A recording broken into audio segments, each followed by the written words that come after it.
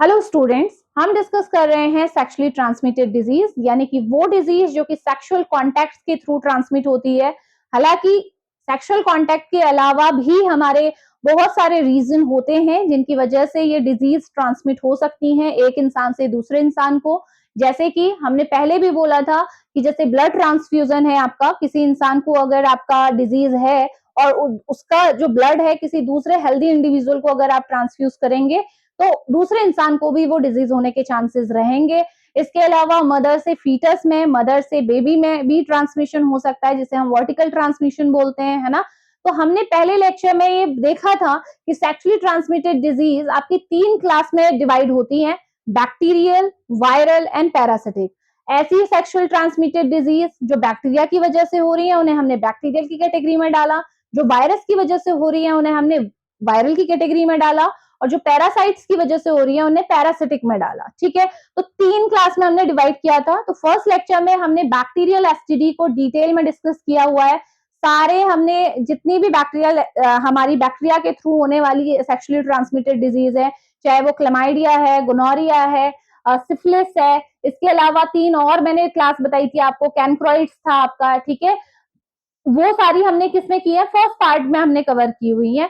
आज के लेक्चर में हम कवर करने जा रहे हैं किसके बारे में, बात करेंगे virally infected sexually transmitted disease, यानी कि ऐसी सेक्सुअली ट्रांसमिटेड डिजीज जो कि वायरस की वजह से होती है, जिनका पॉजिटिव एजेंट क्या है, वायरस है। ठीक है, तो ये भी हमारी क्या होती है, इसमें जो मेजर हम जो डिजीज आती हैं वो 4 हम डिजीज को यहाँ पे डिस्कस करने वाले हैं। कौन कौन सी है पहले उन्हीं को मेंशन कर लेते हैं। फर्स्ट तो हो गया हमारा कौन सा है, एचआईवी, जिसकी वजह से एड्स भी होता है। ठीक है, एडवांस केस में। तो पहला एचआईवी हो गया। सेकंड हमारा है हेपेटाइटिस। ठीक है, हेपेटाइटिस, और हेपेटाइटिस में भी कौन सा हेपेटाइटिस, हेपेटाइटिस बी। मैंने बताया था जब हेपेटाइटिस आपको पढ़ाया था कि हेपेटाइटिस के 5 टाइप्स हैं हेपेटाइटिस वायरस के, उसमें से केवल जो हेपेटाइटिस बी वायरस है वो ही सेक्सुअली ट्रांसमिट होता है, यानी कि एक इंसान से दूसरे इंसान को सेक्सुअल कांटेक्ट के थ्रू आपका ट्रांसमिट हो सकता है, बाकी कोई भी नहीं होते। तो इसीलिए यहाँ पे मैंने मेंशन किया है हेपेटाइटिस बी। ठीक है, थर्ड हमारी जो डिजीज आती है वो है हमारी ह्यूमन पैपिलोमा पैपिलोमा वायरस। ठीक है, एचपीवी इसकी वजह से होगी, जिसको एचपीवी ही बोलते हैं, वायरस के नाम पे ही डिजीज का नाम भी पड़ा है। देखो, नेक्स्ट आता है हमारा हर्पीज। हर्पीज भी देखो वायरस ही है, उसी के, ये सारे वायरस हैं अपने आप में, है ना, वायरस है, इन्हीं से जो बीमारी हो रही है इनको वही नाम दे दिया गया। जैसे एचआईवी है, ह्यूमन इम्यूनोडिफिशियंसी वायरस है, उसी के नाम पे एचआईवी बीमारी का नाम पड़ गया। हेपेटाइटिस भी एक वायरस का नाम था, उसी से हेपेटाइटिस हो गया। तो इस तरीके से हमारी 4 टोटल हमें पढ़नी है। अच्छा, यहीं पे मैं क्लियर कर देती हूँ, अगर आपको इन बीमारियों को पूरा डिटेल में देखना है तो इनके लेक्चर्स मैंने पहले से ही आपको चैनल पे अवेल करा दिए हैं। आप वहां से हर किसी बीमारी को, ये चारों की चारों एक्सेप्ट ह्यूमन पैपिलोमा, उसे तो हम यहाँ ही डिस्कस कर लेंगे। अगर आपको डिटेल में पढ़ना है तो आप वहां पढ़ सकते हैं। ठीक है, आज हम क्या करेंगे, एक समराइज वे में सब चारों को समझने की कोशिश करेंगे कि वायरल जो हमारी सेक्सुअली ट्रांसमिटेड डिजीज हैं, ये चारों की चारों, ये कैसी हैं, इनके बारे में जानने की कोशिश करते हैं। तो सबसे पहले हम स्टार्ट करते हैं विद एचआईवी। ठीक है, तो सबसे पहली बात तो पॉजिटिव एजेंट एचआईवी ही है। ठीक है, यही वायरस है जिसकी वजह से हमारा क्या होता है, एचआईवी होता है बेसिकली। तो एचआईवी में हम अगर हम ट्रांसमिशन की बात करते हैं, ठीक है, तो पॉजिटिव एजेंट तो आपके सीधे समझ में आ रहा है, मैंने पहले ही बताया कि वायरस के नाम पे ही डिजीज का नाम पड़ा है। इसको एचआईवी या एड्स लिख सकते हो। एड्स तब बोलते हैं जब एडवांस केस में चला जाता है। ठीक है, क्योंकि इसकी भी स्टेजेस होती हैं, जो एडवांस स्टेट होती है उसको हम एड्स बोलते हैं। ठीक है, तो यहाँ पे पॉजिटिव एजेंट जो रहेगा वो क्या है, एचआईवी ही है। ठीक है, ह्यूमन इम्यूनोडिफिशियंसी वायरस। ठीक है, नेक्स्ट जो इंपॉर्टेंट बात आपको ध्यान में रखनी है, ट्रांसमिशन। ट्रांसमिशन भाई कैसे कैसे हो सकता है, जैसे मैंने पहले भी बताया है, सेक्सुअली ट्रांसमिटेड डिजीज है तो ऑब्वियस सी बात है कि जो फर्स्ट फॉरमोस्ट आपका रीजन रहेगा वो सेक्स ही होगा। ठीक है, सेक्सुअल कांटेक्ट होगा बेसिकली। अगर किसी भी टाइप का आपका कोई इंसान ऐसा है जिसे पहले से एचआईवी इन्फेक्टेड है, जो जिसको पहले से ये इन्फेक्शन है, और उसके साथ आप सेक्सुअल जो आपका है रिलेशनशिप एस्टेब्लिश करते हैं विदाउट यूजिंग एनी प्रोटेक्शन, आपने कोई प्रोटेक्शन यूज नहीं किया है, कॉन्डम्स वगैरह यूज नहीं हुए हैं, तो ऐसे केस में चाहे वो सेक्स आपका ओरल सेक्स है, एनल सेक्स है, विजाइनल सेक्स है, कोई भी टाइप का सेक्स क्यों ना है वो आपको ट्रांसमिट हो सकता है। तो HIV फर्स्ट तो आपका यही है। नेक्स्ट मैंने बताया था कि ये है एसटीडी, लेकिन अदर देन सेक्सुअल कांटेक्ट और भी कारण हो सकते हैं, जैसे ब्लड ट्रांसफ्यूजन मैंने आपको बताया कि एक इंसान को HIV है और दूसरे इंसान को उसी का ब्लड आपने ट्रांसफ्यूज करा दिया बिना जाने, क्योंकि HIV आप देखोगे ना बहुत टाइम तक असिम्टोमेटिक रहता है, पता भी नहीं लगता कि इस इंसान को HIV है। तो पता करना इसीलिए तो होता है कि जब आप ब्लड ट्रांसफ्यूजन के लिए जा रहे हैं तो सबसे पहले जो ब्लड आपको ट्रांसफ्यूज किया जा रहा है उसकी हिस्ट्री का पता लगाना जरूरी है, उसका प्रेजेंट स्टेटस का पता लगाना जरूरी है कि वो इन्फेक्टेड तो नहीं है। ठीक है, तो ये इंपॉर्टेंट बात है। नेक्स्ट आपकी, आपने इन्फेक्टेड निडल को यूज कर रहे हो, किसी एक इंसान को HIV था, उसे वो उसी निडल से इंजेक्शन लगा और वही निडल सेम उसको डिस्कार्ड किए बिना आप में यूज की जा रही है, तो वो भी एक कारण हो सकता है। मदर टू बेबी ट्रांसमिट हो सकता है। ठीक है, जैसे कोई मदर है, ठीक है, प्रेग्नेंट फीमेल है, उसके वुम में बेबी है, ठीक है, तो आसानी से, क्योंकि आपको पता है कि मदर से ही सारे न्यूट्रिशन बेबी को मिलते हैं जब तक वो वुम में है, तो उस केस में आपका क्या हो सकता है, ये वायरस आपका प्लेसेंटा क्रॉस कर जाता है तो बेबी को वो मिल सकता है, तो इसीलिए वहां पे भी हमारा एक कारण बन जाता है HIV के ट्रांसमिट होने का। ठीक है, हालांकि इसके लिए बहुत सारे प्रिकॉशंस यूज किए जाते हैं, मेडिसिन आ चुकी है जिसको अगर मदर ले रही है तो चांसेस ऑफ ट्रांसमिशन बिल्कुल क्या हो जाता है, कम हो जाता है। ठीक है, तो ये हमारे क्या है, ट्रांसमिशन के रीजन हो सकते हैं। तो बता दिया मैंने आपको, सेक्स तो है ही है, इसके अलावा आपका ब्लड ट्रांसफ्यूजन कारण हो सकता है, इन्फेक्टेड ब्लड ट्रांसफ्यूजन आप बोल सकते हो। ठीक है, इन्फेक्टेड निडल को अगर आप यूज कर रहे हो तो वो एक कारण हो सकता है। ठीक, तो जो जो मैंने आपको बताया है, वर्टिकल हो सकता है, वर्टिकल ट्रांसमिशन इसी को बोलते हैं बेटे, मदर से फीटस को होना। ठीक है, तो ये हमारे क्या है, मोड ऑफ ट्रांसमिशन है जिससे HIV आपका ट्रांसमिट हो सकता है। नाउ ट्रांसमिशन के बाद एक और इम्पोर्टेंट बात हो गया, ब्रेस्ट मिल्क से भी ट्रांसमिट होता है। ठीक है, अगर मान लीजिए बच्चा बाहर आ भी गया तो उसके बाद अगर कोई मदर को है और वो ब्रेस्ट फीड करा रही है तो उससे भी आपका ये ट्रांसमिट हो सकता है। ठीक है, तो बहुत ज्यादा क्या है, आपका वायरस बहुत ज्यादा इंफेक्शियस वायरस है ये HIV का। और इसके लिए अब इसके बाद जो इम्पोर्टेंट बात है वो देख लेते हैं, हम सिम्टम्स के बारे में बात कर लेते हैं कि भाई अगर HIV हो रहा है तो सिम्टम्स क्या क्या आते हैं, कैसे पता लगेगा कि इंसान को HIV है। मैंने अभी आपसे बोला थोड़ी देर पहले कि भाई ये बहुत टाइम तक तो असिम्टोमेटिक रहता है, पता ही नहीं लगता कि किसी इंसान को HIV भी है। स्टार्टिंग में जैसे किसी वायरल इन्फेक्शन में जो सिम्टम्स आते हैं ना, वही सिम्टम इसमें भी आ रहे हैं, तो इंसान सोचेगा कि कोई वायरल फ्लू चल रहा है, भाई उसके सिम्टम्स है, तो उसके लिए मेडिसिन ले ली, घर में रेस्ट किया और ठीक हो गया, लेकिन पता नहीं था कि वो HIV के आपका इन्फेक्शन था। समझ में आ रहा है ना? तो इसका मतलब हमें ये समझ में आता है कि सीधी और साफ बात है कि जितने ज्यादा हम प्रिकॉशंस ले सकते हैं, हमें पहले से दिमाग में रखना चाहिए कि ये कारण है जिसकी वजह से मुझे HIV हो सकता है, मुझे उनसे बच के रहना है। ठीक है, वो भी हम अभी देखेंगे आगे क्या क्या स्टेप्स हम ले सकते हैं, बट फिलहाल के लिए सिम्टम्स पे फोकस करते हैं। तो सिम्टम हमेशा ध्यान रखेंगे कि इसमें आपकी क्या आती है, सबसे पहले सिम्टम्स में आती है अर्ली स्टेज। अर्ली स्टेज सबसे पहले जब आपका HIV का वायरस आपकी बॉडी में एंटर करा तो नॉर्मल हमारे वायरस जो इन्फेक्शन में, वायरल इन्फेक्शन में जो चीजें होती है ना वही होगा।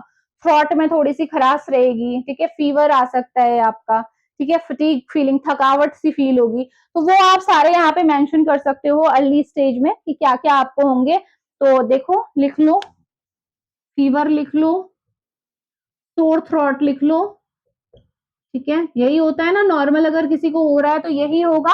ठीक है, तो ये तो था अर्ली स्टेज की बात थी। और क्या हो जाएगा, रैशेस भी आ सकते हैं, हाँ इस चीज को भी मेंशन करेंगे, रैशेस हो सकते हैं। और जो ग्लैंड्स होती हैं वो जनरली क्या हो जाती हैं आपकी, उनमें सूजन आ जाती है, स्वॉलन ग्लैंड्स। ठीक है, यहीं पे आपकी जो ग्लैंड्स है इनमें क्या आएगी, सूजन आ जाएगी। तो ये अर्ली स्टेज है, ये नॉर्मल, देखो किसी भी वायरल इन्फेक्शन में ये आते हैं साइन। ठीक है, अर्ली स्टेज के बाद नेक्स्ट स्टेज आती है हमारी क्रॉनिक स्टेज।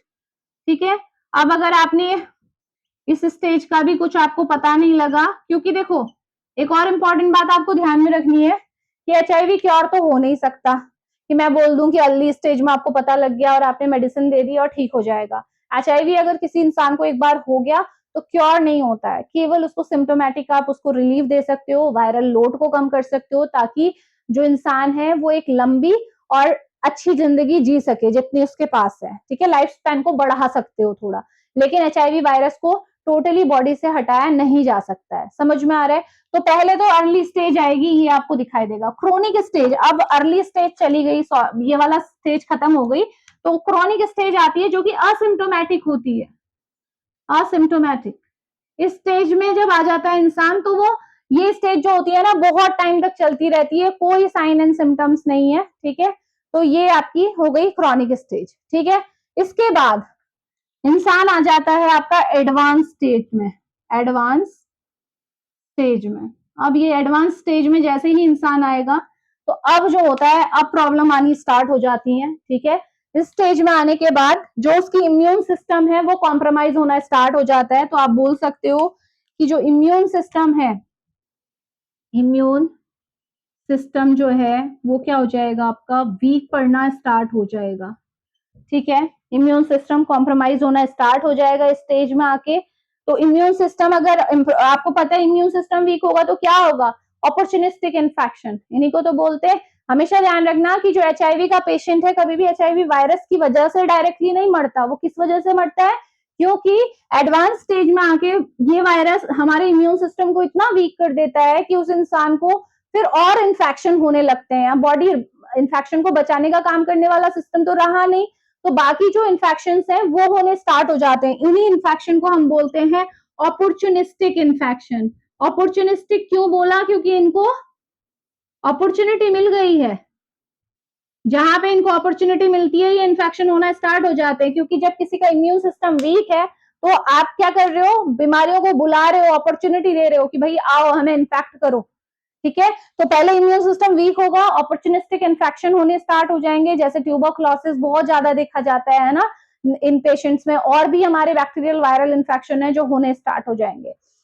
नेक्स्ट इसके बाद जो आपको देखने को मिलेगा वो क्या होगा, इंसान बहुत ज्यादा फटीग उसे फील होगा, थकावट, वेट लॉस होना स्टार्ट हो जाएगा। तो ये सारे एडवांस स्टेज में आपको देखने को मिलेंगे, समझ रहे हो। तो इतना टाइम आपका लग जाएगा। Early stage normal viral infection की तरह है, क्रॉनिक स्टेज असिम्प्टोमेटिक रहेगी, बहुत लंबे टाइम के लिए चलती है, और एडवांस स्टेज में आके आपका फाइनल काम होना स्टार्ट हो जाता है, ठीक है, ध्यान में रखेंगे। इसके अलावा ये थे हमारे सिम्टम्स। नाउ ट्रीटमेंट की बात करते हैं। ट्रीटमेंट में बता चुकी हूँ, कोई ट्रीटमेंट नहीं है, नो क्योर, ठीक है। अगर हम बात करते हैं इसके ट्रीटमेंट की, तो ट्रीटमेंट में आप क्या बोलेंगे कि भाई इसका कोई क्योर नहीं है, परमानेंट आप इसे नहीं ठीक कर सकते हो, केवल आप एंटी रेट्रोवायरल ड्रग देके आप इंसान की लाइफ को बेटर कर सकते हो, ठीक है। वायरल लोड को कम कर सकते हो, क्योंकि आपको पता है ना क्या होता है एचआईवी में, वायरस का लोड बहुत ज्यादा बढ़ जाता है। लगातार आपका सेल के अंदर ये वायरस अटैक करके रेप्लिकेट कर रहे हैं, अपनी कॉपीज बना रहे हैं। तो आप उस लोड को कम कर सकते हो, लेकिन वायरस को आप हटा नहीं सकते हो, तो लाइफ स्पैन आपका बढ़ जाएगा। तो एआरटी जो है हमारी वही है, एंटी रेट्रोवायरल थेरेपी, ये हम यूज कर सकते हैं, ठीक है। तो इससे आपका फायदा जरूर होगा, लेकिन जड़ से खत्म नहीं होने वाला है। अब बात आती है जो सबसे इंपॉर्टेंट बात है, भाई ट्रीटमेंट तो जो है ही, लेकिन प्रिवेंशन सबसे इंपॉर्टेंट बन जाता है इस डिजीज के लिए, है ना। आपको पता चल रहा है कि ये बीमारी ऐसी है कि एक बार आपकी बॉडी में अगर ये वायरस आ गया तो फिर आपका क्या होगा, आप इससे बच नहीं सकते हो, है ना। वो रहेगा लाइफ लॉन्ग आपकी लाइफ में, आपकी बॉडी में, सॉरी। तो प्रिवेंशन सबसे इंपॉर्टेंट है। तो क्या क्या हम कर सकते हैं जिससे हम एचआईवी होने से बच सकते हैं। सबसे इंपॉर्टेंट बात है कि अनप्रोटेक्टेड जो सेक्स है वो नहीं करना चाहिए, यानी कि अगर आप किसी के साथ भी, आप रैंडम किसी पर्सन के साथ अगर आप सेक्सुअल कांटेक्ट में आ रहे हैं तो हमेशा कॉन्डोम का यूज करना चाहिए, ठीक है। और नॉर्मल भी, अगर आपको दूसरे पर्सन का, आपका आपने एचआईवी टेस्ट किया है, जो कि बहुत एडवांस लेवल की थिंकिंग है कि आप पहले ही क्या कर रहे हैं, बिफोर मैरिज भी आप क्या कर रहे हैं, एचआईवी टेस्ट करवा रहे हैं, और उसके बाद कंफर्म होने के बाद ही आप शादी में आ रहे हैं, तो वो तो एक बहुत एडवांस लेवल की बात है ना। लेकिन जो लोग ये नहीं करते, जो कि मैक्सिमम लोग नहीं कर रहे हैं, तो ऐसे केस में आपको ध्यान में रखना है कि जो अनप्रोटेक्टेड सेक्स है उससे बचना है, कॉन्डम्स का यूज करना है। इवन जो आपका क्या है, बहुत से लोग ऐसे होते हैं जिनके मल्टीपल सेक्स पार्टनर्स होते हैं, तो उन्हें इस टेंडेंसी को भी रोकना चाहिए कि जो है आपका मोनोगैमी को फॉलो करना चाहिए, है ना। एक ही आपका सेक्सुअल पार्टनर होना चाहिए जो आइडियली है, अगर आपको बीमारी से बचना है। और तो जो इथिकली तो वो अलग रीजन है, लेकिन अगर आपको बीमारी से बचना है तो उस केस में भी आपको इसे फॉलो करना चाहिए, क्योंकि आपको नहीं पता आप जिस पर्सन के कांटेक्ट में आ रहे हैं वो आपका एचआईवी इन्फेक्टेड है या नहीं है, ठीक है। तो पॉलीगैमी को आपको अवॉइड करना चाहिए। मोनोगैमी यानी कि एक ही आपका सेक्सुअल पार्टनर हो तो बेटर रहेगा, और मोर देन वन अगर है भी तो आपको जो है प्रोटेक्शन का यूज 100% करना चाहिए। इसके अलावा जो आपका अगर ब्लड ट्रांसफ्यूजन वगैरह हो रहा है तो उस चीज के लिए भी आपको प्रॉपर ध्यान देना चाहिए कि किस क्या क्या पूरी इसकी जानकारी आपको खुद इकट्ठी करनी चाहिए। हालांकि ये हॉस्पिटल जहाँ पे ये हो रहा है ट्रांसफ्यूजन उनकी जिम्मेदारी है, लेकिन आप अपने हैंड पे भी सतर्क रहेंगे इस चीज को लेके। इनफेक्टेड निडल्स नहीं होनी चाहिए, है ना। ये सारी चीजें आपके ऊपर है कि आपके सामने अगर ऐसा कुछ हो रहा है तो आपके सामने ही वो नया निडल खोलें। ऐसा ना हो कि आपके सामने ला रहे हैं वो रैपर से निकला हुआ है, ऐसा नहीं। आपको इस चीज का ध्यान में रखना है कि वो नया है, तो अपने हैंड में आप जो जो कर सकते हैं वो आपको करना चाहिए। तो ये सारे आपके प्रिकॉशनरी मेजर्स हैं जो आपको ध्यान में रखना है। और हाँ, एक और इम्पोर्टेंट बात, दो टर्म्स इसमें यूज होती हैं। एक होती है आपकी प्री एक्सपोजर प्रोफाइलैक्सिस, एक होती है हमारी पोस्ट एक्सपोजर एक्सपोजर। अब इसे भी मैं बता दूं, बहुत बार आएगा आपके सामने और आप फिर इसे समझेंगे नहीं, तो ये प्रॉब्लम की बात है भाई। प्रोफाइलैक्सिस, दोनों से नाम से हालांकि पता लग रहा है प्री एक्सपोजर प्रोफाइलैक्सिस, ये प्रिवेंशन में आता है। प्री एक्सपोजर प्रोफाइलैक्सिस क्या होता है? मान लीजिए आप ऐसे इंसान हैं, आप दूसरे का, आपने कोई एचआईवी टेस्ट तो कराया हुआ नहीं है ना, तो जिसके कांटेक्ट में आप, जिससे सेक्सुअली कांटेक्ट में है या आने वाले हैं, अभी नहीं आए हैं, प्री एक्सपोजर की बात हो रही है, अभी आप अभी एक्सपोज्ड नहीं है, ठीक है। तो आप क्या कर सकते हैं, एक और तरीका है, ठीक है। वो तरीका क्या है कि आप पहले से ही एंटी रेट्रोवायरल ड्रग लेना स्टार्ट कर देंगे। और ये जो होता है ये आपका 28 डेज, यानी कि आप जितना टाइम हर दिन आपको लेना पड़ेगा ये मेडिसिन। जैसे कॉन्ट्रासेप्टिव पिल्स होती हैं प्रेगनेंसी को अवॉइड करने के लिए, वैसे ही सेम प्री एक्सपोजर प्रोफाइलैक्सिस के लिए भी हमारी एंटीवायरल ड्रग्स आती हैं जो आपकी डेली बेसिस में आपको कंज्यूम करनी होती हैं, सो दैट अगर दूसरे पर्सन को एचआईवी है भी जिसके साथ आप सेक्सुअली कांटेक्ट में आ रहे हैं तो वो आपको ना हो। समझ में आ गया? इसमें हमारे रिवर्स ट्रांसक्रिप्टेज इनिबिटर्स यूज होती हैं, ठीक है। साथ ही साथ आपकी ये इंटीग्रेज इनिबिटर्स भी यूज होती हैं, जो मैंने आपको एंटी रेट्रोवायरल में डिटेल में बताया हुआ है, यहाँ मैं उन्हें मेंशन नहीं कर रही हूँ, केवल समझ लो कि एंटीवायरल एंटी रेट्रोवायरल यूज होती है। पोस्ट एक्सपोजर प्रोफाइलैक्सिस, मान लीजिए किसी ऐसे इंसान के साथ, अननोन पर्सन के साथ, जिसका आपको एचआईवी स्टेटस नहीं पता है, आप उसके साथ सेक्सुअल कांटेक्ट आप बना चुके हैं, तो अब क्या कर सकते हैं, ठीक है। तो ऐसे केस में आपको विद इन 72 आवर्स अपनी रेट्रोवायरल ड्रग लेनी स्टार्ट कर देनी है, ठीक है।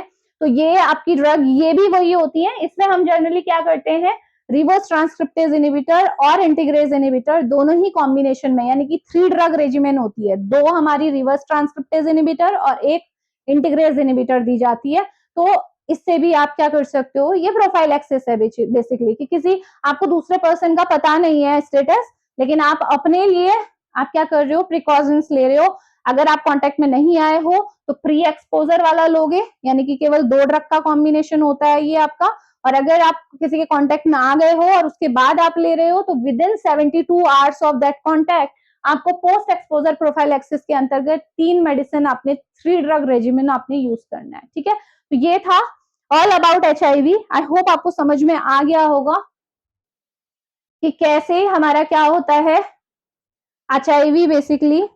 ऐसे एचआईवी के बेसिक्स हमें समझ में आ गए हैं ना, क्या क्या हो सकते हैं, ठीक है। चलिए,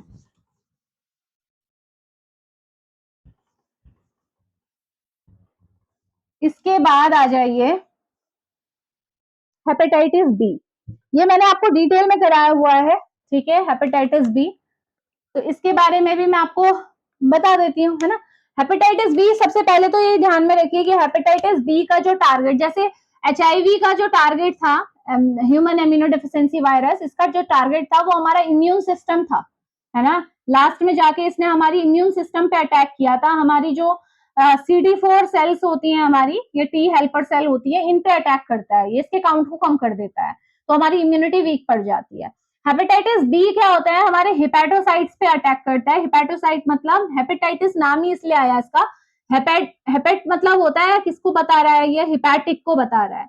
हिपैटिक मतलब होता है लीवर, तो हेपेटाइटिस मतलब, और आइटिस का मतलब होता है इन्फ्लामेशन, यानी कि इन्फ्लामेशन ऑफ लीवर। तो ये क्या करता है, हमारे हिपैटोसाइट्स को अफेक्ट करता है, यानी कि हमारी लीवर की सेल्स को अफेक्ट करता है। इंपॉर्टेंट बात है जो मैं बता रही हूँ, इसे ध्यान में रख लो, ठीक है। ये जो हमारा हेपेटाइटिस बी है, याद रखिएगा, एक और इंपॉर्टेंट पॉइंट यहाँ पे मिस हो रहा है, जो एचआईवी है, एचआईवी का वायरस कैसा है, आरएनए वायरस है, ध्यान में रखिएगा। एचआईवी का जो वायरस है, अगर इसका स्ट्रक्चर आप देखोगे तो इसके अंदर जो जेनेटिक मटेरियल होता है वो आरएनए होता है, जबकि इन चारों लास्ट के जो 3 है इनके अंदर जो जेनेटिक मटेरियल है वो क्या है, डीएनए। तो मैं अभी हेपेटाइटिस बोल रही हूँ तो हेपेटाइटिस पे ही फोकस करूंगी। तो हेपेटाइटिस बी का जो वायरस है वो डीएनए वायरस है, ठीक है, यानी कि उसका जो जेनेटिक मटेरियल अंदर रहेगा वो डीएनए रहेगा, ठीक है। तो ऐसा वायरस जो मेरी सेल को इन्फेक्ट करेगा, सपोज मुझे इन्फेक्ट कर रहा है, तो वो मेरी सेल्स के अंदर अपना डीएनए छोड़ेगा, समझ में आ रहा है ना। तो ठीक है, तो हेपेटाइटिस बी सबसे पहली बात तो हो गई, लीवर सेल को अफेक्ट करता है। तो सिंपल में हेपेटाइटिस बी में क्या होता है, इन्फ्लामेशन होता है लीवर का, ठीक है। लेकिन केवल इन्फ्लामेशन नहीं होता है, अगर ये और ज्यादा एडवांस स्टेज की ओर आगे बढ़ना, अगर आपने इसे ठीक नहीं किया, आपने प्रॉपर टाइम में इसका ट्रीटमेंट नहीं किया, तो आगे चल के ये क्या करता है, लीवर में सिरोसिस कर देता है और ये कैंसर भी कॉज कर सकता है। तो हेपेटाइटिस बी कितना इंपॉर्टेंट है आप समझ रहे हैं, ठीक है। हालांकि हेपेटाइटिस बी की वैक्सीन अवेलेबल हैं, आप जो कि बहुत ज्यादा इफेक्टिव हैं। तो हेपेटाइटिस बी की वैक्सीन लेना आपका एक इंपॉर्टेंट पॉइंट है, जिससे आप बच सकते हो इससे, हेपेटाइटिस बी से, ठीक है। इसके अलावा चलिए, तो इसका पॉजिटिव एजेंट तो यही है, हेपेटाइटिस बी वायरस, ठीक है। अगर इसके ट्रांसमिशन की बात करते हैं तो ट्रांसमिशन देखो सेम एचआईवी की तरह है। एचआईवी के जो मैंने ट्रांसमिशन बताए हैं आपके, क्या क्या बताया मैंने आपको, बताओ फटाफट से। सेक्सुअल कॉन्टैक्ट होता है तो ये ट्रांसमिट हो सकता है आपका, और वर्टिकल ट्रांसमिशन हो सकता है, mother to foetus, mother to baby transmit हो सकता है, हेपेटाइटिस ब्रेस्ट मिल्क के थ्रू भी हो सकता है, ठीक है। इसके अलावा मैंने बताया था इन्फेक्टेड सिरिंज, इन्फेक्टेड निडल्स का यूज कर रहे हो आप। इसके अलावा आप इन्फेक्टेड ब्लड ट्रांसफ्यूज अगर आपका हो रहा है, तो ये सारे कारण जो एचआईवी के ट्रांसमिशन के जो मोड थे वही सेम हेपेटाइटिस के भी हैं, तो यहाँ पे अलग से मेंशन करने की जरूरत नहीं है। नेक्स्ट आपके पास आते हैं इसके सिम्टम्स, देख लो, ठीक है। सिम्टम्स क्या क्या आएंगे, देखो प्रॉब्लम है लीवर में, लीवर में प्रॉब्लम है। हालांकि ध्यान रखना कि हेपेटाइटिस बी वायरस ज्यादा आपके इसके सिम्टम्स नहीं आते, यूजुअली बहुत टाइम तक ये असिम्टोमेटिक रहता है। लेकिन अगर सिम्टम आ रहे हैं तो वो क्या होंगे, देखो नॉर्मल फीवर आएगा, ठीक है, फटीग, थकान लगेगी इंसान को। मेन आ जाओ यहाँ पे, जॉइंटिस, जॉइंटिस हो रहा है। जनरली जॉइंटिस में क्या होता है, देखो एक लेमन टर्म में अगर मैं बात करती हूँ तो जॉइंटिस में क्या होता है, आईज में जो आपके लेंस हैं वहां पे आपका पिगमेंट डिपॉजिट हो रहा है, येलो कलर आ जा रहा है। आपके नेल्स में डिपोजिशन हो रहा है तो वहां पे भी येलो कलर आ जा रहा है ना। तो इस टाइप का आपको, या आपकी यूरिन जो है वो डार्क यूरिन आ रही है, वो क्यों आ रही है भाई, वो इस वजह से आ रही है कि जो लीवर है वो क्या है, आपका लीवर में इंफ्लामेशन आ गया है, इसी वजह से जो लीवर बाइल बना रहा है वो ऑब्स्ट्रक्ट हो गया है, वो बाइल डक्ट के थ्रू आपके इंटेस्टाइन में जा ही नहीं रहा है, जहां वो जाता है और आपके फैट को मेटाबोलाइज करता है। अब वो जो बाइल है वो आपके लीवर में ही इकट्ठा हो रहा है, और लीवर, क्योंकि हेपेटाइटिस के केस में हमारी जो लीवर सेल है, लीवर सेल डैमेज हो रही है, तो उसकी वजह से क्या होता है, वो जो डैमेज एरिया है उनसे क्रॉस होता हुआ ये बाइल में प्रेजेंट जो पिगमेंट है वो हमारे ब्लड सर्कुलेशन में चला जाता है, समझ रहे हो। नॉर्मली ये लीवर से ब्लड में नहीं जाता है ये, लेकिन जब लीवर में कुछ दिक्कत आती है, इन्फ्लामेशन होता है, सिरोसिस होती है, तो ये जो बाइल पिगमेंट होते हैं, बिलिरुबिन, बिलिवर्डिन, ये क्या करते हैं, आपके ब्लड में चले जाते हैं। और ब्लड में जाएंगे तो आपके आईज में डिपॉजिट हो जाएंगे, आपके नेल्स में डिपॉजिट हो जाएंगे, आपके यूरिन में आएंगे तो डार्क यूरिन होगी, समझ में आ गया। यही तो है जॉइंटिस, ठीक है। इसी को तो बोलते हो कि जॉइंटिस हो गया, किसी को पीलिया हो गया, है ना।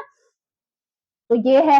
इसके बाद आपके और क्या क्या सिम्टम्स आ सकते हैं इसमें भाई, यही आपके मेजर सिम्टम्स हैं जो आपको ध्यान में रखने हैं, ठीक है।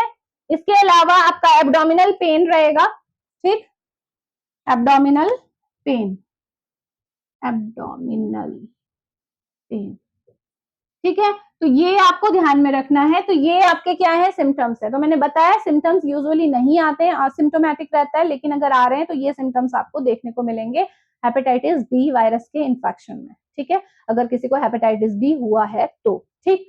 अब बात आती है, चलिए इसके सिम्टम्स भी हमारे पास आ गए, अब ट्रीट कैसे करोगे इसे, अगर किसी को हेपेटाइटिस बी हो रहा है तो ट्रीट कैसे करोगे। तो ट्रीटमेंट भी बहुत सिंपल है, ठीक है, डिटेल तो मैंने आपको बताई हुई है। तो एंटीवायरल ड्रग इसमें दी जाती हैं, एंटीवायरल ड्रग्स। और एंटीवायरल ड्रग्स में भी हम ज्यादातर, आपको मैंने हेपेटाइटिस में पढ़ाया था कि एक एंजाइम है जो बहुत इंपॉर्टेंट रोल प्ले करता है हेपेटाइटिस के ट्रांसमिशन में।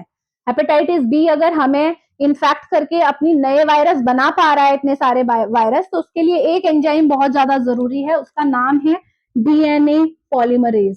ये वो एंजाइम है जो हेपेटाइटिस बी इन्फेक्शन के लिए रिस्पॉन्सिबल है। और ये जो आपका पॉलीमरेज होता है, इसकी एक खास बात होती है, जो हेपेटाइटिस के अंदर ये एंजाइम है ना, हेपेटाइटिस वायरस के पास जो एंजाइम है, इसकी खासियत क्या है, इसके पास दो काम कर सकता है, ये रिवर्स ट्रांसक्रिप्शन भी कर सकता है, ट्रांसक्रिप्शन, और ये डीएनए पॉलीमराइजेशन भी कर सकता है, जो कि जनरली हमारे जो होते हैं ये एंजाइम हमारी बॉडी में होते हैं जो ऐसा नहीं कर सकते हैं, वो केवल डीएनए पॉलीमराइजेशन कर सकते हैं, यानी कि वो केवल एक डीएनए से दूसरा डीएनए बना सकते हैं, ठीक है। लेकिन ये जो वायरल डीएनए पॉलीमरेज जो हेपेटाइटिस बी वायरस के पास होता है, इसके पास रिवर्स ट्रांसक्रिप्शन का भी आपका इसका फंक्शन होता है। तो रिवर्स ट्रांसक्रिप्शन में क्या आएगा, आपका जो आरएनए होगा ना, ये उसे भी किस में कन्वर्ट कर देगा, आपका डीएनए में कन्वर्ट कर देगा। इसी को तो बोलते हैं रिवर्स ट्रांसक्रिप्शन। ट्रांसक्रिप्शन क्या होता है, डीएनए से आरएनए का बनना, लेकिन जब आरएनए से डीएनए बनेगा तो उसे क्या बोलोगे, रिवर्स ट्रांसक्रिप्शन बोलोगे। तो इसका मतलब जो एंटीवायरल ड्रग इसमें यूज होती है, उनका मेन टारगेट क्या होता है, वायरल डीएनए पॉलीमरेज एंजाइम, ठीक हो गया। तो इसमें आपकी ड्रग्स यूज होती है, ठीक है। आप नेम मेंशन करना चाहें कर सकते हैं, हालांकि मैंने वहां बताए हुए हैं जब आपको ड्रग पढ़ाई थी, है ना। तो यहाँ पे यूज होती है ये टीनोफोविर। टीनोफोविर क्या करती है, रिवर्स ट्रांसक्रिप्टेज जो आपका इसका फंक्शन है उसे ब्लॉक कर देती है, तो आरएनए से डीएनए नहीं बनने देती है। और दूसरी ड्रग हमारी जो आती है वो है एंटीकेविर। एंटीकेविर तो ये क्या करती है, डीएनए पॉलीमरेज को इनहिबिट करती है। लेकिन इसे अगर आप डिटेल में समझना चाहते हो, यहाँ पे आप कंफ्यूज हो रहे हो, तो आप हेपेटाइटिस बी वायरस के लेक्चर को आराम से देख सकते हो, ठीक है, सब समझ में आ जाएगा डिटेल में। बट फिलहाल के लिए ध्यान रखो कि इस एंजाइम को रोकना है हमें, क्योंकि यही वो एंजाइम है जो कि हेपेटाइटिस बी वायरस की कॉपीज तैयार करेगा। एक वायरस ने इन्फेक्ट किया, लेकिन हमारी सेल में जाके हजारों वायरस बन जाते हैं, और उसे रोकने के लिए इस एंजाइम को रोकना बहुत जरूरी है। और उसे रोकने के तरीके ये मैंने बता दिए, इनके दो फंक्शन है, दोनों को आप रोक लीजिए, हो जाएगा काम। अब बात ये आती है कि जो हेपेटाइटिस बी वायरस है, ठीक है, अगेन जो आपका हेपेटाइटिस बी वायरस आपको दिख रहा है, तो इसको अगर आप बचना चाहते हो इससे, है ना, तो क्या क्या आप प्रिवेंशन आपको लेने चाहिए, सेम एचआईवी के जैसे आपके इसके भी प्रिवेंशन है। भाई अनप्रोटेक्टेड सेक्स नहीं करना है, कॉन्डोम्स का यूज कीजिए, है ना। सेफ सेक्स प्रैक्टिसेस अलग से एक टॉपिक आता है, तो वो आपकी बहुत इंपॉर्टेंट है। इवन अगर आप किसी भी इन्फेक्टेड पर्सन का कोई भी यूटेंसिल है या फिर टावल है या कुछ भी ऐसी चीज है, वो आप यूज नहीं कीजिए। दूसरे का पर्सनल आइटम्स जो होते हैं, जैसे रेजर है आपका या फिर आपके टावल्स हैं, ये सब आपको यूज नहीं करने हैं, ठीक है। तो ये भी हमारा क्या कर सकते हैं, आपको इन्फेक्शन ट्रांसमिट कर सकते हैं, ठीक। तो इंपॉर्टेंट बात यही है। तो इसके बाद आपका जो आता है वो आता है, कौन सी आ गई अब, HPV, human papilloma virus infection, ठीक है। अब देखते हैं भाई कि ये एचपीवी क्या है और कैसे होती है। तो जो ह्यूमन पैपिलोमा वायरस है, इसको आप बोलते हैं एचपीवी। ये भी हमारा क्या है, डीएनए वायरस है, ध्यान में रखिएगा, डीएनए वायरस, यानी कि इसके अंदर वायरस के अंदर जो जेनेटिक मटेरियल है वो क्या है, डीएनए है, एचपीवी, ठीक है। तो एचपीवी का जो ट्रांसमिशन है, जनरली इसमें क्या होता है ना, पहले मैं इसको थोड़ा सा बता देती हूँ आपको, एचपीवी क्योंकि न्यू है, हालांकि बहुत से बच्चों को पता भी होगा, लेकिन फिर भी मैं अपनी तरफ से बताना चाहती हूँ क्योंकि इतना कॉमन नहीं है। तो एचपीवी में क्या होता है, हमारा जो जेनिटल एरियाज होते हैं ना, वो अफेक्टेड होते हैं। अभी तक जो बीमारी हमने पढ़ी थी, हेपेटाइटिस लीवर में हो रहा था, अगर हम एचआईवी की बात कर रहे थे, इम्यून सिस्टम में अटैक हो रहा था, लेकिन एचपीवी क्या कर रहा है, डायरेक्टली हमारे जेनिटल्स को अफेक्ट कर रहा है। तो आउटसाइड व्यू से हम पता लगा सकते हैं। तो होता क्या है कि अगर किसी के जेनिटल्स में, जैसे फीमेल्स में वजाइना है, मेल में फैलस है, तो जनरली क्या होता है, ये जो हमारा ह्यूमन पैपिलोमा वायरस है आपका, ये क्या करता है, आपका वहां पे वॉट्स क्रिएट कर देता है। वॉट्स होते हैं आपके, वो बन जाते हैं, या फिर आपके लीजन्स बन जाते हैं, घाव, ठीक है। वार्ट्स और लीजन, वार्ट्स जनरली क्या होते हैं, फ्लूइड फिल्ड होते हैं आपके बेसिकली, और लीजन्स बन जाएंगे। और ये जो लीजन्स होते हैं ना, ये कैंसरस भी हो सकते हैं, यानी कि ये कैंसर में भी कन्वर्ट हो सकते हैं। इसीलिए एचपीवी बहुत बड़ा कारण है सर्वाइकल कैंसर का। जो फीमेल में सर्वाइकल कैंसर होता है, सर्विक्स का जो कैंसर हो जाता है, जो यूट्रस है, यूट्रस का जो माउथ है ना, ओपनिंग वाला पॉइंट, उसे हम सर्विक्स बोलते हैं। तो एचपीवी की वजह से वहां पे कैंसर हो जाता है, समझ रहे हो? इसीलिए इतना ज्यादा पॉपुलर है कि इसका, और इसकी वैक्सीनेशन भी अवेलेबल है। ये ज्यादातर लड़कियों में जनरली बोली जाती है कि 9 to 14 की एज में, और ये मेल को भी लगनी चाहिए क्योंकि उनके थ्रू भी किसी फीमेल को ये हो सकता है सर्विकल कैंसर। तो होता क्या है कि ये जो इसकी वैक्सीन होती है 9 to 14 ईयर्स के बीच में लग जाती है, लगभग 6 महीने के अंदर में 3 शॉट्स इसके लगते हैं, तो बहुत इंपॉर्टेंट हो जाता है, ठीक है। तो ध्यान में रखेंगे कि जो एचपीवी है, एचपीवी का बताया हमने डीएनए वायरस है। ट्रांसमिशन अगर देखोगे कि किस किस तरीके से ये ट्रांसमिट हो सकता है, तो ट्रांसमिशन बहुत सिंपल है, वही है। कौन कौन सा है देख लो पहले, यहाँ पहले मैं बता देती हूँ, मुझे एक और चीज डिस्कस करनी है, वो मैं ऊपर ले लूंगी, ठीक है। ट्रांसमिशन, ट्रांसमिशन सबसे पहली बात तो है भाई सेक्सुअल कांटेक्ट, सेम, ठीक है। अगर आप सेक्सुअल कांटेक्ट में हैं तो आपको हो सकता है, किसी दूसरे इंसान को एचपीवी है उसके के साथ सेक्सुअली आप रिलेशनशिप बनाते हो तो आपको हो सकता है ये, ठीक है। अगेन सेक्सुअल कांटेक्ट की मैं बात कर रही हूँ तो इसमें ओरल सेक्स, एनल सेक्स और वेजाइनल सेक्स सब आते हैं, इंक्लूडेड है, तो ये ट्रांसमिशन हो गया। डायरेक्ट आपका अगर आप कांटेक्ट हो, डायरेक्ट स्किन टू स्किन आपका कांटेक्ट हो रहा है, skin to skin contact, close contact हो रहा है, तो वो आपको ट्रांसमिट हो सकता है। यानी कि अगर सेक्सुअल कांटेक्ट नहीं भी हो रहा है, अगर स्किन टू स्किन अगर आपका कांटेक्ट हो रहा है, क्योंकि आपको पता है कि आपके जेनिटल एरियाज में इसकी वजह से वार्ट्स और लीजन्स बने हुए हैं, ठीक है। और इवन आपके जो वार्ट्स होते हैं ना, वो आपकी फिंगर्स में, फीट में, यहाँ पे भी होते हैं, ठीक है। ये केवल जेनिटल्स तक ही नहीं आपके लिमिटेड है। तो अगर किसी भी इंसान के साथ आप उसके वार्ड्स के कांटेक्ट में आ जाते हो, डायरेक्ट स्किन टू स्किन आपका कांटेक्ट हो जाता है, सपोज उसके फिंगर में ये वार्ड्स है, आप उसके कांटेक्ट में आते हो, तो आपको भी ये हो सकता है, ठीक है।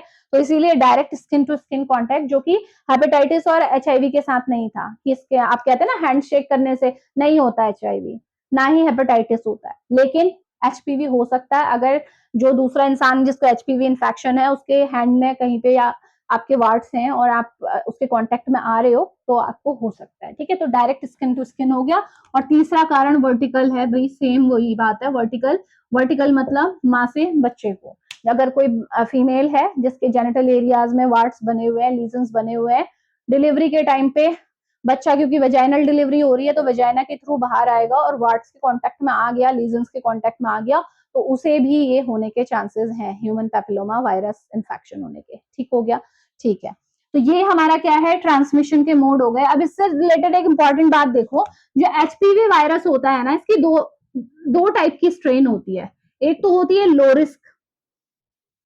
रिस्क स्ट्रेन, और एक होती है high risk strain. High risk strain, strain तो समझते हो ना कि वायरस अलग अलग है, एक वायरस ह्यूमन पैपिलोमा वायरस है, लेकिन उसके स्ट्रक्चर में चेंज होते गए, जिससे अलग अलग टाइप की उसकी सब क्लासेस बनती गई। जैसे हेपेटाइटिस का वायरस था तो वो hepatitis A, hepatitis B, C, D, E ऐसे बने। क्यों बने? क्योंकि हर किसी वायरस ने थोड़ा बहुत अपने अंदर चेंज ला लिया, जिसकी वजह से स्ट्रेन्स बनी। इसी वजह से तो ये होता है कि अगर कोई वैक्सीन अगर किसी ने हेपेटाइटिस बी के लिए लगाई है, तो वो हेपेटाइटिस सी के लिए काम नहीं करेगी, क्योंकि हेपेटाइटिस सी जो वायरस है उसने अपना स्ट्रक्चर चेंज कर लिया है, अब वो इम्यून हो गया, आपकी वो हेपेटाइटिस बी वाली वैक्सीन उसके लिए काम नहीं करेगी। समझ रहे हो ना कॉन्सेप्ट को? तो जो एचपीवी है ना, इसकी भी अलग अलग स्ट्रेन आती है। एक होती है लो रिस्क स्ट्रेन, ये जो स्ट्रेन होती है इनकी वजह से अगर इनका इन्फेक्शन हुआ, ठीक है, कौन कौन सी है देखो, एचपीवी, एचपीवी 6 एंड 11, ये स्ट्रेन के नाम है, नंबर्स दिए गए हैं, ठीक है। तो अगर एचपीवी 6 या एचपीवी 11 का इन्फेक्शन आपको हो रहा है, तो उस केस में खाली आपको क्या मिले, क्या होगा, आपके वार्ड्स आएंगे, warts on genital area, genital area including hand और फीट भी आप लिख सकते हो, ठीक है। मैंने बताया ना हाथ और पैर में भी ये देखने को मिलते हैं वार्ड्स। तो अगर इन स्ट्रेन्स की वजह से हुआ तो केवल वार्ड्स होंगे, ठीक है। लो रिस्क स्ट्रेन इसीलिए इन्हें बोला है। लेकिन अगर हाई रिस्क स्ट्रेन ने अगर आपको इन्फेक्ट कर दिया, हाई रिस्क स्ट्रेन में आप मेंशन कर सकते हो कि कौन कौन सी है, 16, 18, 31, 33, ये हमारी क्या है, हाई रिस्क स्ट्रेन है, एचपीवी की ही स्ट्रेन है ये, एचपीवी 16, 18, 31, 33 एंड 85, ठीक है। थोड़ा सा एक नजर भी रखोगे तो दिमाग में रहेगा, ये हाई रिस्क स्ट्रेन है। अगर इनने आपको इन्फेक्ट किया तो उस केस में आपके क्या बनेंगे, देखो उस केस में बन जाते हैं प्री कैंसरस लीजन। ऐसे लीजन्स आपके बन जाएंगे जो कि कैंसर में कन्वर्ट हो सकते हैं। 100% है नहीं, ये होंगे ही, लेकिन हो सकते हैं, चांसेस हैं इनके कन्वर्जन के। तो इसीलिए इन्हें हाई रिस्क बोल रहे हैं। क्यों?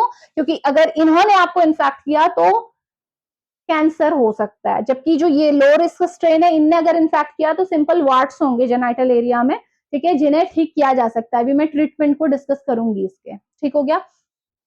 तो ये हो गया आपका एचपीवी वायरस की स्ट्रेन हमने डिस्कस कर ली, ट्रांसमिशन हमने देख लिया। अब हम सिम्टम्स की बात ऐसे ही कर लेते हैं। सिम्टम तो सीधे सीधे समझ में आ रहे हैं कि भाई सिम्टम्स वार्ड्स होंगे जेनिटल एरियाज में, फीट और हैंड को इंक्लूड करके, और लीजन्स आपको दिखाई देंगे, प्री कैंसरस लीजन्स हो सकते हैं। और अगर ये लीजन्स अगर आगे चल के ये कैंसर भी कॉज कर सकते हैं, तो इसकी वजह से आपको सर्वाइकल कैंसर हो सकता है। साथ ही साथ अगर कोई ओरल सेक्स परफॉर्म करता है तो उस केस में ओरोफेरिंजियल कैंसर हो सकता है, ठीक है, क्योंकि वो कैंसर सेल जो होती है आपकी, जो वायरस है, वो आपकी ओरल कैविटी में एंटर कर सकते हैं ये वायरस, और उसकी वजह से आपका कैंसर कॉज कर सकते हैं। एनोरेक्टल कैंसर भी हो सकता है, जिसमें अगर आपका एनल सेक्स कोई परफॉर्म कर रहा है, कोई ऐसा पर्सन जिसे एचपीवी इन्फेक्शन है, तो उसकी वजह से दूसरे इंसान को आपका ये इन्फेक्शन हो सकता है और कैंसर हो सकता है। तो ध्यान में रखिएगा, इंपॉर्टेंट बात है जो भी है मैंने आपके साथ डिस्कस की हुई है। इसके बाद आ जाइए, डायग्नोसिस कैसे करोगे भाई। अगर डायग्नोसिस करने पे आया तो अच्छा, एचआईवी वगैरह में भी आपकी क्या है, डायग्नोसिस कैसे करते हैं हम, पीसीआर टेक्नोलॉजी के थ्रू कर सकते हो, है ना, आसानी से पता लगा सकते हैं। पैप स्मीयर, इसमें जनरली हम क्या करते हैं, पैप स्मीयर यूज करते हैं। पैप स्मीयर, तो बेसिकली हम क्या करते हैं, आप क्या करते हैं, हमारा एक आपका एक इंस्ट्रूमेंट होता है जिसे क्या करते हैं, वेजाइना में इंसर्ट करते हैं, और सर्विक्स एरिया से हम हल्का सा टिश्यू ले लेते हैं, और फिर उस टिश्यू की क्या करते हैं, स्टडी करते हैं। तो इसी को पैप स्मीयर एनालिसिस बोलते हैं, ठीक है। तो इससे हम आइडेंटिफाई कर सकते हैं कि पर्टिकुलर जो हमारा टिश्यू है वो कैंसरस तो नहीं है, उसकी सेल्स कैंसरस तो नहीं है, यानी कि अगर ग्रोथ बहुत ज्यादा हो रही है, एक्सेसिव प्रोलिफरेशन हो रहा है, तो आप पता लगा सकते हो कि हाँ कैंसर हो रहा है, ठीक है, कैंसर है, ठीक है, तो वो हम पता लगा सकते हैं। इसके अलावा आपका क्या हो सकता है, आप डीएनए टेस्टिंग से भी पता लगा सकते हो। लीजन है, लीजन की बायोप्सी कर सकते हो, जैसे हर किसी कैंसर में की जाती है, टिश्यू लेके बायोप्सी करना, वही बात है, ठीक है। इसके अलावा बात करते हैं अबाउट द ट्रीटमेंट, ठीक है। अगर किसी को एचपीवी है, ह्यूमन पैपिलोमा वायरस है, तो क्या आप कर सकते हैं, क्या क्या इसके ट्रीटमेंट प्रोटोकॉल हैं, वो मैं आपको हल्का सा बता देती हूँ, ठीक है।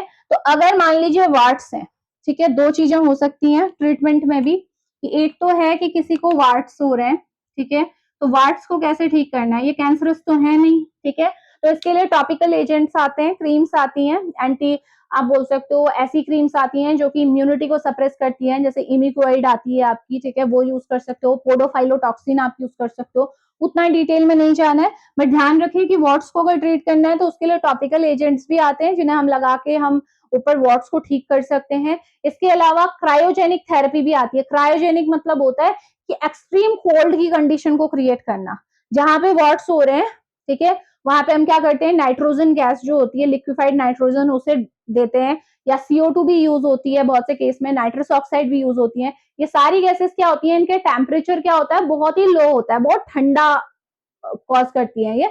तो क्रायोजेनिक थेरेपी में हम क्या करते हैं, कहीं पे वॉट्स हुआ है, ठीक है, वॉट में क्या करेंगे, हम बहुत ज्यादा लो टेम्परेचर उसे प्रोवाइड करेंगे। तो जब लो टेम्परेचर प्रोवाइड करते हैं ना, तो वो जो टिश्यू होता है पूरा, वो क्या हो जाता है, आपका डेड हो जाता है। समझ में आ रहा है, तो इसे क्रायोजेनिक थेरेपी बोलते हैं। तो वर्ड्स में या तो आप क्या कर सकते हो, टॉपिकल एजेंट्स को यूज कर सकते हो, टॉपिकल एजेंट आप लगा सकते हो, ठीक है, क्रीम्स आती हैं बहुत सारी, पोडोफाइलोटॉक्सिन मैंने आपको बताया, इमिक्वाइड बताया। इसके अलावा हम क्या कर सकते हैं, क्रायोजेनिक आपका ट्रीटमेंट होता है, क्रायोजेनिक थेरेपी जिसे बोलते हैं हम। क्रायोजेनिक थेरेपी में मैंने बताया एक्सट्रीम कोल्ड कंडीशन प्रोवाइड करेंगे वॉल्ट के लिए, जिसकी वजह से क्या होगा, एक्सट्रीम कोल्ड की वजह से जो टिश्यू है, डिजीज्ड टिश्यू है जहां पे वॉल्ट हुआ था, वो खत्म हो जाता है। तो ये भी एक हमारी थेरेपी है जो यूज कर सकते हो। या फिर आप एक काम और कर सकते हो कि आप सर्जिकल रिमूवर कर दो, सर्जरी हो जाती है वार्ट को रिमूव करने के लिए, सर्जरी से हम उसे रिमूव कर सकते हैं कट करके।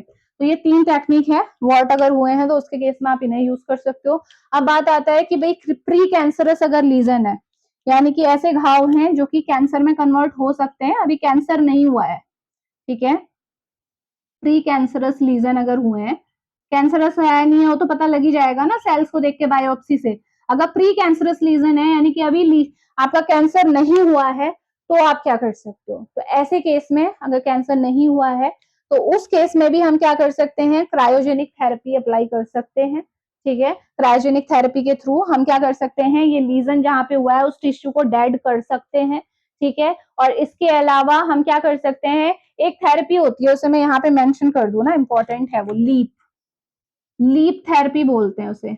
एक तो क्रायोजेनिक तो है ही है, ठीक है, और दूसरा है लीप, ठीक है। तो लीप की फुल फॉर्म क्या है, देखो, loop electrosurgical excision procedure, loop electro chemical excision procedure. तो होता क्या है इसमें, हम क्या करते हैं, एक वायर होता है जहां पे भी लीजन घाव हुआ है वहां पे वायर इंसर्ट करते हैं और वो वायर में हम करंट अप्लाई करते हैं। तो वो करंट की वजह से क्या होता है, जो लीजन होता है ना वो उस जगह से कट हो जाता है। मतलब ये एक सर्जिकल प्रोसीजर है। एक्सीजन प्रोसीजर मतलब, एक्सीजन मतलब काटना।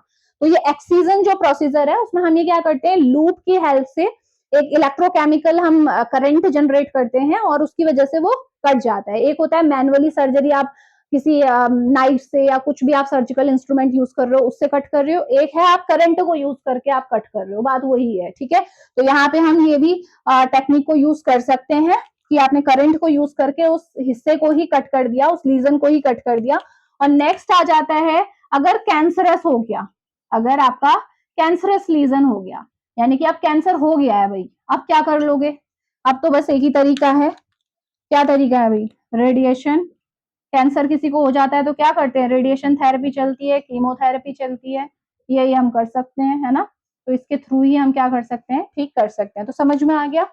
एचपीवी वॉट होंगे, ये वाली लो रिस्क स्ट्रेन के थ्रू। हाई रिस्क स्ट्रेन है तो प्री कैंसरस लीजन बन सकता है जो कि कन्वर्ट हो सकता है कैंसरस में, और चांसेस ये भी हैं कि वो कन्वर्ट ना हो। तो लेकिन पता तीनों का ट्रीटमेंट होना चाहिए कि वाट है तो क्या करोगे, कैंसरस लीजन है तो क्या करोगे, प्री कैंसरस लीजन है तो क्या करोगे। तो ये था ट्रीटमेंट ऑफ एचपीवी। अगर ये हुआ है इन्फेक्शन तो कैसे उसे ट्रीट करोगे।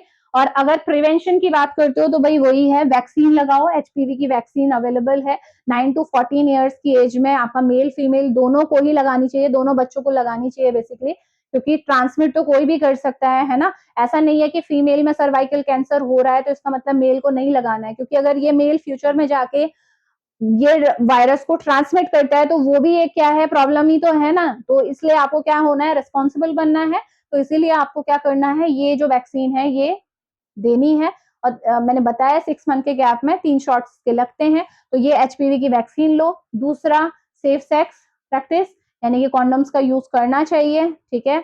क्योंकि आपको पता है सेक्सुअली ट्रांसमिटेड है तो सेक्स के थ्रू हो सकती है ट्रांसमिट, तो इसलिए इसका आपको ध्यान में रखना है, ठीक है। और इसके अलावा आप कोई भी पर्सनल, जो वही बात जो मैंने हेपेटाइटिस में ही बताया था कि कोई भी पर्सनल आइटम दूसरे का है वो आप यूज ना करें, टाल, रेजर, ऐसी चीजें, ठीक है। तो इस चीज का आपको ध्यान रखना चाहिए।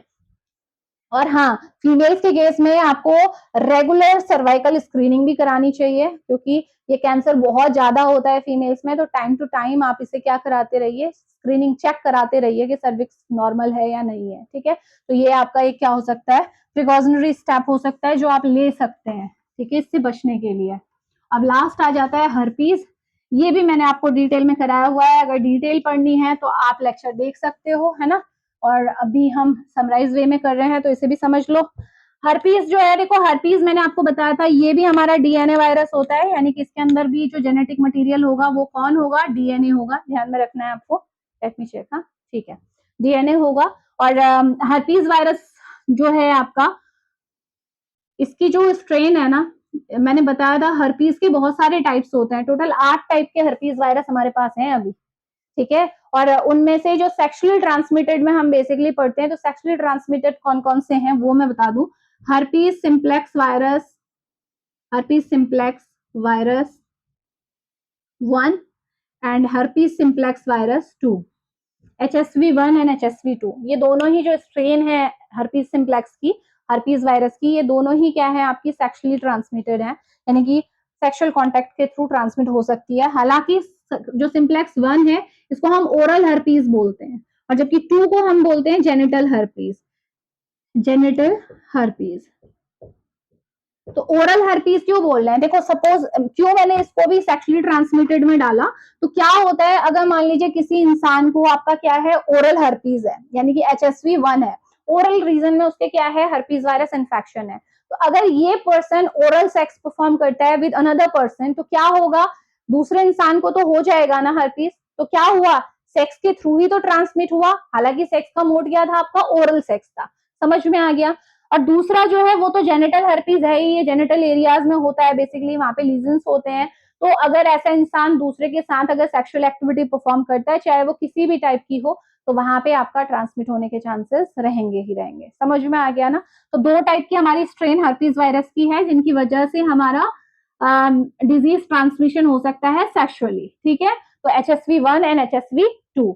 नेक्स्ट जो इंपॉर्टेंट बात है इससे रिलेटेड जो हमें डिस्कस करनी है वो ट्रांसमिशन का क्या क्या तरीका हो सकता है, क्योंकि इस केस में हर्पीज के केस में भी हमारे लीजन्स बन जाते हैं। ठीक है, जेनिटल एरियाज में ओरोफेरिंजियल एरिया में हमारे घाव बन जाते हैं, तो वो लीजन्स होने की वजह से क्या होता है, एक तो सेक्सुअल कांटेक्ट की वजह से तो ये ट्रांसमिट होगा ही होगा। ठीक है, तो इसका ट्रांसमिशन क्या क्या हो सकता है, ट्रांसमिशन की बात कर रहे हैं भाई, तो ट्रांसमिशन हो सकता है वाया सेक्सुअल कांटेक्ट। ठीक है, सेक्सुअल कांटेक्ट। और दूसरा हो सकता है direct direct skin to skin skin contact. ठीक है, अगर स्किन टू स्किन आपका कांटेक्ट हो रहा है डायरेक्ट किसी भी तरीके से तो ये हो सकता है।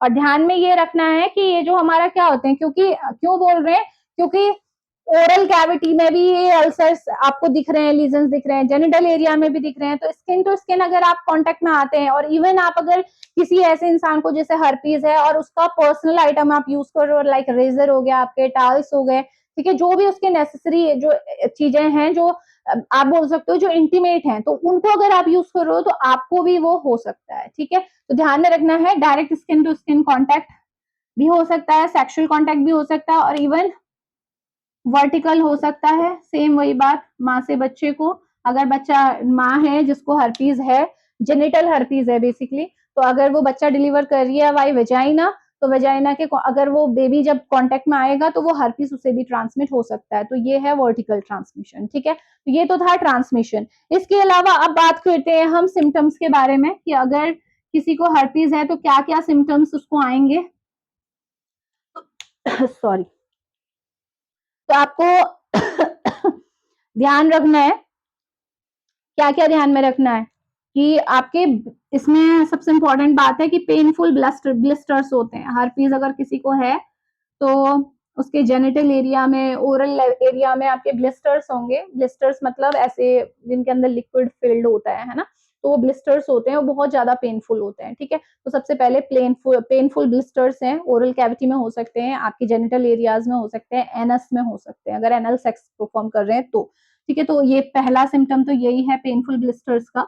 इसके अलावा आपको जो देखने को मिलेगा वो होंगे फ्लू लाइक सिम्टम्स, जैसे फ्लू में आते हैं ना, किसी को नॉर्मल फ्लू हो जाता है तो क्या क्या सिम्टम आते हैं भाई, फीवर आएगा, थकान लगेगी, फटीग होगा, है ना, वीकनेस रहेगी, है ना, टायर्डनेस रहेगी, तो ये सारे सिम्टम्स होते हैं आपके। जब एब्डोमिनल पेन हो सकता है, तो ये सारे सिम्टम्स हैं आपके हर्पीज के।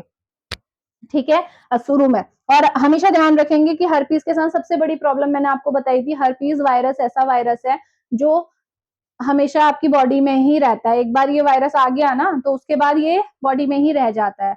आज आपको हर्पीज हुआ, आपने ट्रीटमेंट ले लिया, तो फ्यूचर में कभी भी इसके आउटब्रेक्स हो सकते हैं। क्यों?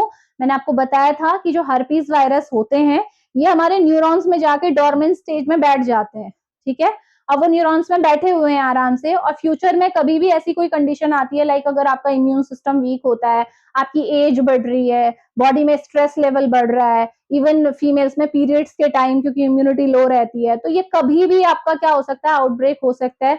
वो जो न्यूरॉन्स में बैठ के आराम से सोए हुए हैं कभी भी जग सकते हैं और हर्पीज इन्फेक्शन कर सकते हैं। ठीक है, तो हर्पीज के साथ सबसे बड़ी प्रॉब्लम क्या है, रिकरेंट आउटब्रेक्स का। एक बार आपने ठीक कर लिया तो फिर उसके बाद कभी भी ये हो सकता है, ठीक है।